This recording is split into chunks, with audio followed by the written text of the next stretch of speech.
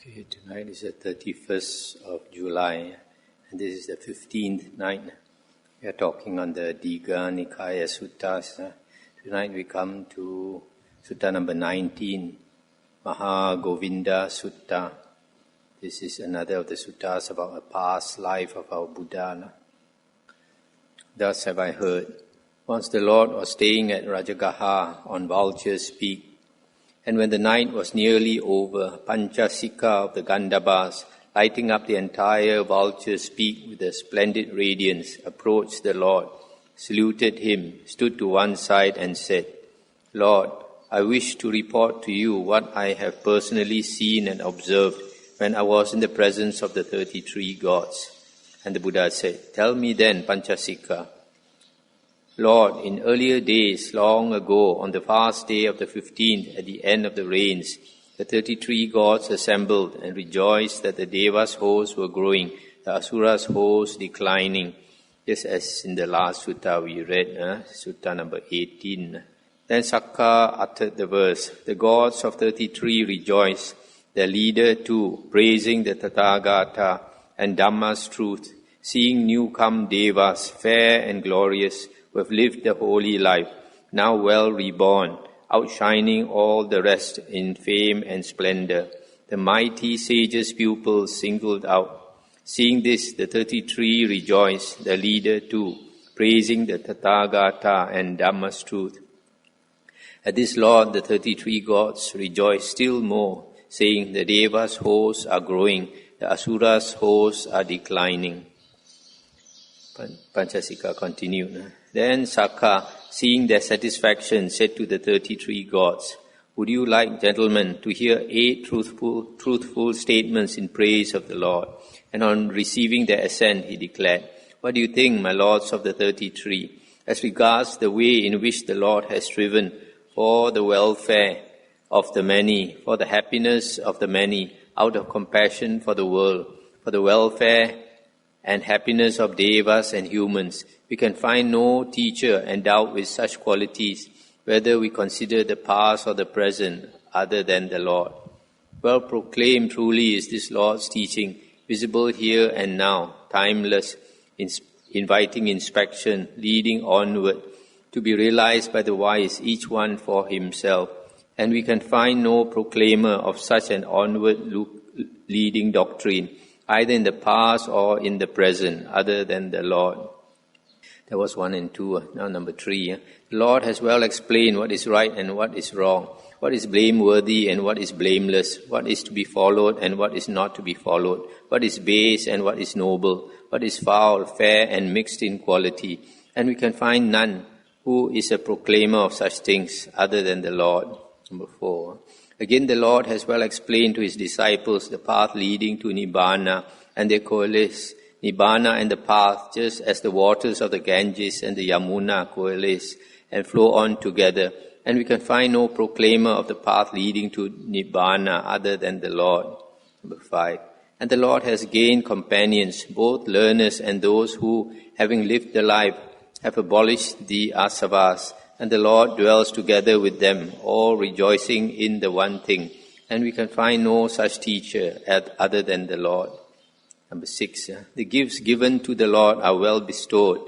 His fame is well established, so much so that I think the Katyas will continue to be attached to him. Yet the Lord takes his food offering without conceit, and we can find no teacher who does this other than the Lord. Number 7. And the Lord acts as he speaks, and speaks as he acts, and we can find no teacher who does likewise in every detail of doctrine other than the Lord. Number 8. The Lord has transcended doubt, passed beyond all how and why.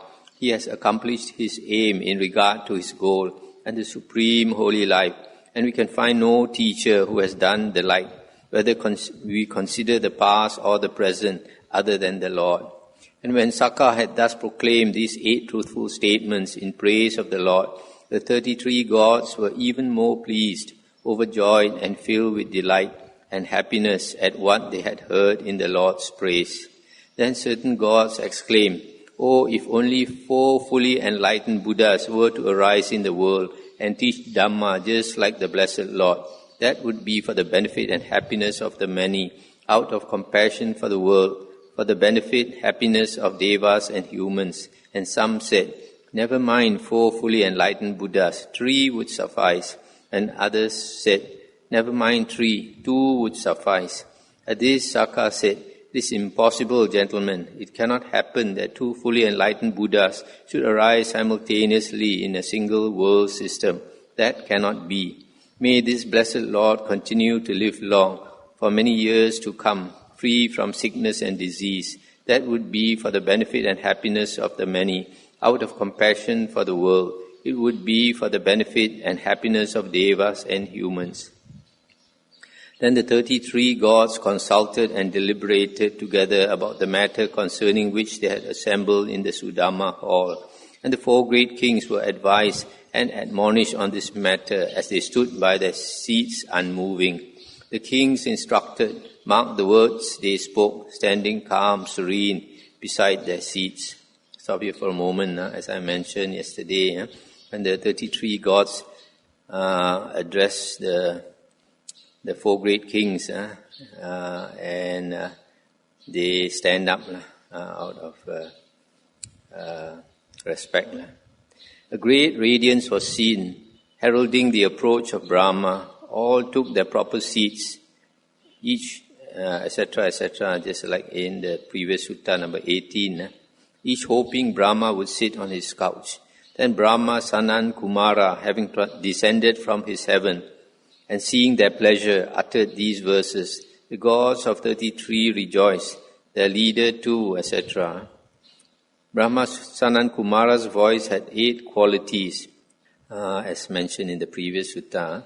Then the 33 gods said to Brahma, Sanan, Kumara, it is well, Brahma, we rejoice at what we have heard. Sakka, Devaraja, has also declared 8 truthful statements to us about the Lord, at which we also rejoice. Then Brahma said to Sakka, it is well, Lord of the Devas, and we too would like to hear those 8 truthful statements about the Lord. Very well, great Brahma or Mahabrahma, said Sakka, and he repeated those 8 statements. And Brahma, Sanan Kumara, was pleased, overjoyed, and filled with delight and happiness at what he had heard in the Lord's praise. Then Brahma, Sanan Kumara, assumed a grosser form and appeared in the shape of Panchasika. And sitting thus cross-legged, he said to the 33 gods, for how long has the blessed Lord been one of mighty wisdom? Once upon a time there was a king called Disampati. His chaplain, or Purohita, means the advisor, was a Brahmin called Govinda, the steward. The king's son was a youth called Renu, and the steward's son was called Jyotipala. Prince Renu and Jyotipala, together with 6 other Khatiyas, formed a band of 8 friends. In the course of time, the steward died, and King Disampati mourned him, saying, alas, at the very moment when we had entrusted all our responsibilities to the steward and were abandoning ourselves to the pleasures of the 5 senses, the steward has passed away. Hearing this, Prince Renu said, Sire, do not mourn the steward's death overmuch. His son Jyotipala is cleverer than his father was and has a better eye for what is advantageous. You should let Jyotipala manage all the business you entrusted to his father. And the king said, is that so, my boy? And he said, yes, sire. Then the king called the man and said, come here, my good man. Go to the youth Jyotipala and say, may the Reverend Jyotipala be well. King Disampati sends for you. He would like to see you. Very good, your majesty, said the man, and delivered the message. On receiving the message, Jyotipala said, very good, sir, and went to see the king.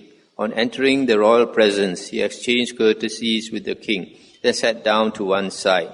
The king said, we wish the Reverend Jyotipala to manage our affairs. Do not refuse. I will install you in your father's place and consecrate you as steward. Very good, Lord, replied Jyotipala. So King Disampati appointed Jyotipala as steward in his father's place, and once installed, Jyotipala carried out the business his father had carried out, not doing any business his father had not done. He accomplished all the tasks his father had accomplished, and no others. And people said, "This Brahmin is truly a steward. Indeed, he is a great steward." And that is how the young Brahmin Jyotipala came to be known as the great steward of Mahagovinda. And one day the great steward went to the group of 6 nobles and said, "King Disampati is aged, decrepit, stricken with age. His life is near its end, and he cannot last much longer. Who can tell how long people will live? When King Disampati dies, the kingmakers are bound to anoint Prince Renu as king. You should go, gentlemen, to Prince Renu and say, 'We are the beloved, dear and favored friends of the Lord Renu, sharing his joys and his sorrows. Our Lord King Disampati is aged. When he dies, the kingmakers are bound to anoint Lord Renu as king. If the Lord Renu should gain the kingship, let him share it with us.' 'Very good, sir,' said the 6 nobles, and they went to Prince Renu and spoke to him as the great steward had proposed. And he said, 'Well, gentlemen, who apart from myself ought to prosper but you? If, gentlemen, I gain the kingship, I will share it with you.' In due course, King Disampati died, and the kingmakers anointed Prince Renu king in his place. And having been made king, Renu abandoned himself to the pleasures of the 5 senses. Then the great steward went to the 6 nobles and said, 'Gentlemen, now King Disampati is dead. The Lord Renu, who has been anointed in his place, has abandoned himself to the pleasures of the 5 senses. Who knows what will come of this? The sense pleasures are intoxicating. You should go to him and say, King Disampati is dead, and the Lord Renu has been appointed king. You remember your word, Lord?' They did so, and the king said, 'Gentlemen, I remember my word. Who is there to divide this mighty realm of earth, so broad in the north and so narrow like the front of a cart in the south, into 7 equal parts? Who indeed, Lord, if not the great steward?'" Stop here for a moment. It's so broad in the north and narrow in the south is India. India tapers towards the south. So King Renu sent a man to the great steward to say, "My lord, the king sends for you." The man went, and the great steward came to the king, exchanged courtesies with him, and sat down to one side. Then the king said, "My lord steward, go and divide this mighty realm of earth, so broad in the north and so narrow like the front of a cart in the south, into 7 equal parts." "Very good, sire," said the great steward, and he did so. And King Renu's country was in the center. Dantapura to the Kalingas, Potaka to the Asakas, Mahisati to the Avantis, Roruka to the Soviras, Mithila to the Videhas, Champa to the Angas goes, Benares to the Kasi. Thus did the steward dispose. The 6 nobles were delighted with their respective gains and at the success of the plan. What we wanted, desired, aimed at, and strove for, we have got. Satabu, Brahmadatta, Vesabu, and Bharata, Renu, and 2 Dattaratas, these are the 7 Bharat kings. Then the 6 nobles came to the great steward and said, "Reverend steward, just as you were a beloved, dear, and faithful friend to King Renu, so you have been to us. Please manage our affairs. We trust you will not refuse." So he administered the realms of 7 anointed kings, and he also taught the mantras to 7 distinguished Brahmins and 700 advanced pupils. In course of time, good reports were spread about concerning the great steward. The great steward can see Brahma with his own eyes, talks with him face to face, and consults with him. And he thought, "Now this good report is being spread about concerning me, that I can see Brahma with my own eyes. But it is not true. However, I have heard it said by aged and respectable Brahmins, the teachers of teachers, that anyone who withdraws into meditation for the 4 months of the rains, developing the absorption on compassion, can see Brahma with his own eyes, talk with him face to face, and consult with him. Suppose I were to do this." So the great steward went to King Renu and told him of the report and of his wish to go into retreat and develop the absorption on compassion. "And nobody is to come near me except to bring me food." And the king said, Reverend steward, do as you think fit. The 6 nobles likewise replied, Reverend steward, do as you think fit.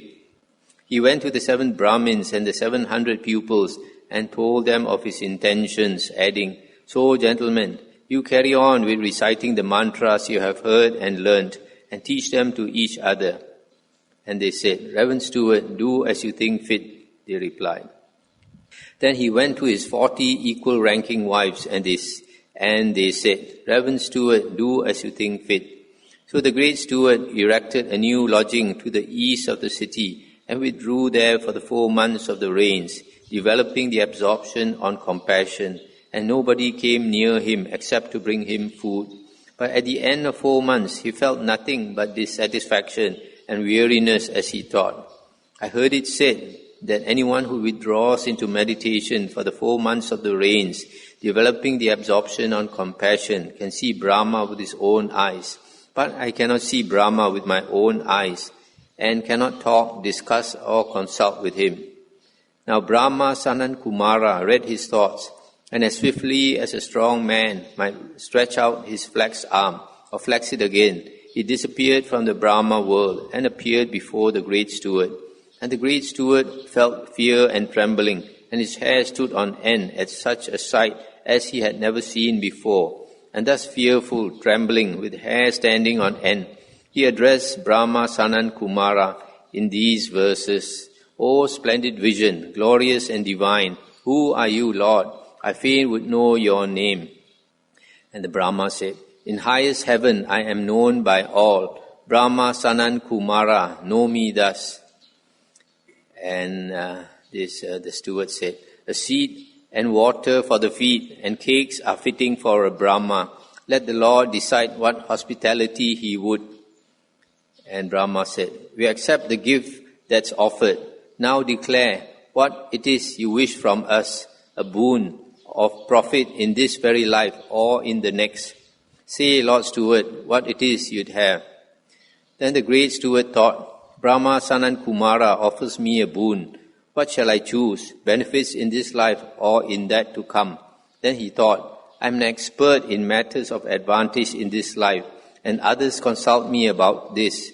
Suppose I have to ask Brahma, Sanat Kumara for something of benefit in the life to come. And he addressed Brahma in these verses. I ask Brahma, Sanat Kumara this, doubting. Him who has no doubts I ask. By doing what can mortals reach the deathless Brahma world? And Brahma replied, That man who spurns all possessive thoughts, alone, intent, compassion-filled, aloof from stench, free from lust, established thus and training thus, can mortals reach the deathless Brahma world. And the steward said, I understand spurning possessive thoughts. This means that one renounces one's possessions, small or great, leaves one's relatives, few or many, and shaving off hair and beard, goes forth from the household life into homelessness. This is how I understand spurning possessive thoughts. I understand alone intent. That means that one goes off on one's own and chooses a lodging in the forest, at the foot of a tree, in a mountain glen, in a rocky cave, a charnel ground, in the jungle, or on a heap of grass in the open. I understand compassion-filled. That means one dwells suffusing one quarter with a mind filled with compassion, then a second, then a third, and a fourth quarter. Thus one abides suffusing the whole world, up, down, and across, everywhere, all around, with a mind filled with compassion, expanded, immeasurable, free from hatred and ill will. That is how I understand compassion-filled. But the Lord's words about aloof from stench I do not understand. What do you mean, Brahma, by stench among men? Pray lighten my ignorance, O wise one, on this. What hindrance causes man to sting and fester, heading for hell, from Brahma realm cut off? And Brahma replied, Anger, lying, fraud and cheating, avarice, pride and jealousy, coveting, doubt and harming others, greed and hate, stupor and delusion, the loathsome stench that these give off, heads man for hell, from Brahma realm cut off. And the steward said, As I understand the Lord's words about the stench, These things are not easy to overcome if one lives the household life. I will therefore go forth from the household life into the homeless state. And the Brahma said, Reverend Steward, do as you think fit. Stop here for a moment. So here, you see, Brahma is telling him how to be reborn in the Brahma world, to become a Brahma, to renounce one's possessions, small or great, leaves one's relatives, shaving off hair and beard, and go forth into homelessness, and then alone in tent, staying in a secluded place, an aranya, and meditating and practicing the compassion, radiating compassion all around. And then also to refrain from anger, lying, fraud and cheating, avarice, pride, jealousy, coveting, doubt, harming others, greed and hate, stupor and delusion. Then when Brahma mentioned all these things, he said it's very difficult to practice all this in the household life. I have to go forth. So the great steward went to King Renu and said, My Lord, please appoint another minister to manage your affairs. I wish to go forth from the household life into homelessness. After what Brahma has told me about the stench of the world, which cannot easily be overcome by one living the household life, I am going forth into homelessness. King Renu, Lord of this realm, I declare, you yourself must rule. I will counsel you no more. And the king said, If anything you lack, I'll make it good. If any hurt you, my royal arms shall guard you. You, my father, I, your son. Steward, stay. And the steward said, I lack nothing. None there is who harms me. No human voice I heard. At home I cannot stay. Then the king said, Non-human, what's he like who calls, that you at once abandon home and all of us? And the steward said, Before I went on this retreat, I thought of sacrifice, lighting the sacred fire, strewing kusa grass. But now, eternal Brahma from Brahma's realms appeared. I asked, he answered, I now can stay no more. And the king said, Reverend steward, in your words I trust. Such words once heard, you had no other cause. We will follow. Steward, be our master. Like a beryl gem, clear of finest water, so purified, we will follow in your wake. If the reverend steward goes forth from the household life into homelessness, I will do the same. Wherever you go, we will follow. Then the great steward went to the 6 nobles and said to them, My lords, please appoint another minister to manage your affairs. I wish to go forth from the household life into homelessness, etc. And the 6 nobles went aside and consulted together. These Brahmins are greedy for money. Perhaps we can win the great steward round with money. So they came back to him and said, Sir, there is plenty of wealth in these 7 kingdoms. Take as much as you like. And he said, Enough, gentlemen. I have received plenty of wealth from my lords already. That is the very thing that I am renouncing in order to go forth from the household life into homelessness, as I have explained. Then the 6 nobles went aside again and consulted together. These Brahmins are greedy for women. Perhaps we can win the great steward round with women. So they came to him and said, Sir, there are plenty of women in these 7 kingdoms. Take your pick. And he said, Enough, gentlemen. I already have 40 equal wives, and I am leaving them in order to go forth from the household life into homelessness, as I have explained. And they said, If the reverend steward goes forth from the household life into homelessness, we will do likewise. Wherever you go, we will follow. If you renounce those lusts that bind most men, exert yourselves, be strong and patiently endure. This is the path that's straight, the peerless path, the path of truth, guarded by the good to Brahma's realm. I think maybe this is spoken by the steward. He's telling them, if you renounce like me, then you must be strong. Exert yourselves and endure all the suffering. And then they said, And so, Lord Steward, just wait 7 years, and then we too will go forth into homelessness. Wherever you go, we will follow. And he said, Gentlemen, 7 years is far too long. I cannot wait for 7 years. Who can tell how long people will live? We have to go on into the next world. We must learn by means of wisdom. We must do what is right and live the holy life, for nothing that is born is immortal. Now I am going forth as I have explained. And they said, well, Reverend Stewart, just wait 6 years.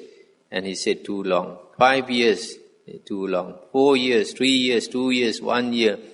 And then we will follow you into homelessness. Wherever you go, we will follow. And still he said, gentlemen, 1 year is far too long. Then they said, then wait 7 months.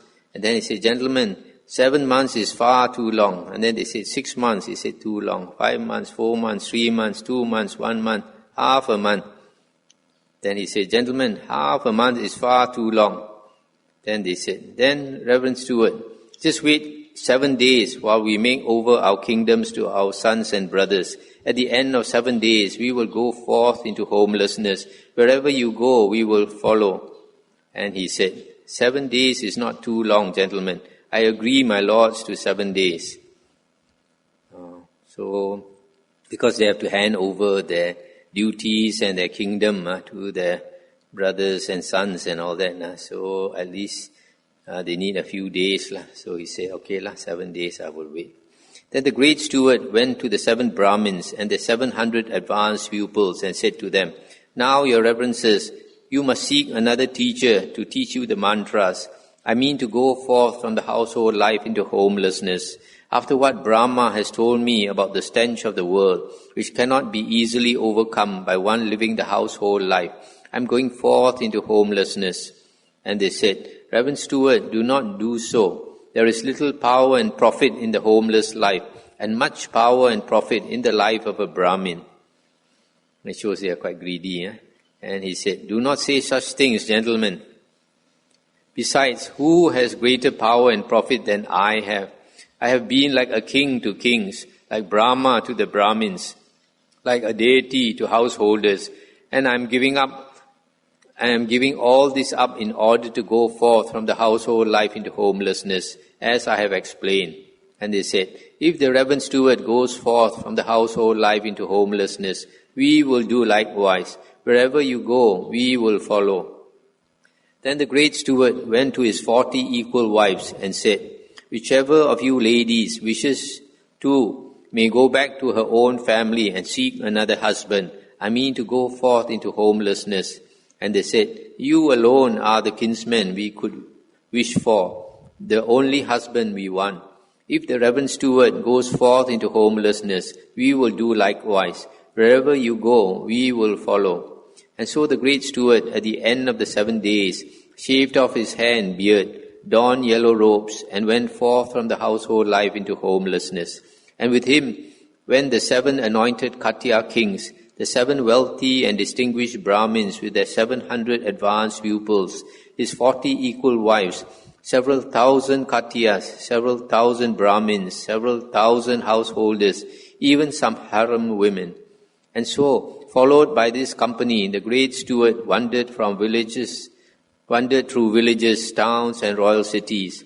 And wherever he came to a village or town, he was like a king to kings, like Brahma to the Brahmins, like a deity to householders. And in those days, whenever anyone sneezed or stumbled, they used to say, praise be to the great steward, praise be to the minister of 7. And the great steward dwelt suffusing 1 quarter with a mind filled with loving kindness, then a second, then a third, and a 4th quarter. He dwelt suffusing the whole world, up, down, and across, everywhere, all around, with a mind filled with compassion, with a mind filled with joy, with a mind filled with equanimity, free from hatred and ill will. And thus he taught his disciples the way to union with the Brahma world. And all those who had at that time been the great steward's pupils and had fully mastered his teaching were, after death, at the breaking up of the body, reborn in a happy sphere in the Brahma world. And those who had not fully mastered his teachings were reborn either among the Paranimita Vasavati Devas, among the Nimanarati Devas, among the Tusita Devas, among the Yama Devas, among the Devas of the 33, among the Devas of the 4 great kings, and the very lowest realm that any of them attained was that of the Gandhabas. Thus the going forth of all those people were not fruitless or barren, but productive of fruit and profit. Stop here for a moment. So those who fully mastered the great steward's instructions, they were reborn with him in the Brahma world. Those who did not fully master, then they took their respective place in the different heavens below. And then Panchasika asked the Buddha, "Do you remember this, Lord?" And the Buddha said, "I do, Panchasika. At that time I was the Brahmin, the great steward, and I taught those disciples the path to union with the Brahma world. However, Panchasika, that holy life does not lead to disenchantment, to dispassion, to cessation, to peace, to super knowledge, to enlightenment, to Nibbana, but only to birth in the Brahma world. Whereas my holy life leads unfailingly to disenchantment, to dispassion, to cessation, to peace, to super knowledge, to enlightenment, to Nibbana. That is the Noble Eightfold Path, namely right view, right thoughts, right speech, right action, right livelihood, right effort, right mindfulness, and right concentration." Stop here for a moment. So you see, in the previous lives of the Buddha, he said he was a Brahmin, and he used to teach mantras and all that. But now he only teaches the Noble Eightfold Path. Mantras crept into Buddhism, but it is not the Buddha's teachings. And Panchasika, those of my disciples who have fully mastered my teaching, have by their own super knowledge realized by the destruction of the asavas in this very life, the uncorrupted liberation by mind and liberation by wisdom. And of those who have not fully mastered it, some by the destruction of the 5 lower fetters will be reborn spontaneously, attaining thence to Nibbana without returning to this world. Some by the destruction of 3 fetters and the reduction of greed, hatred and delusion will become once returners, who will return once more to this world before making an end of suffering.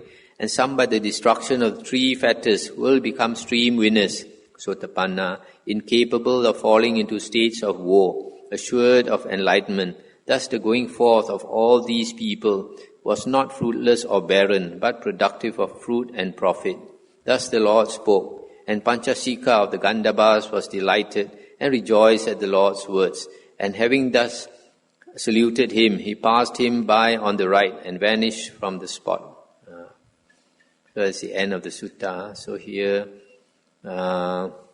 this Brahma Sanan Kumara, he remembered because Brahma has a very long life. I think Brahma was a monk under the previous Buddha. So having a long life, he could see our Buddha, Sakyamuni Buddha Gautama's previous life. So he spoke all this, and Panchasika related this to the Buddha and asked the Buddha whether the Buddha remembered, and the Buddha said yes, he remembered.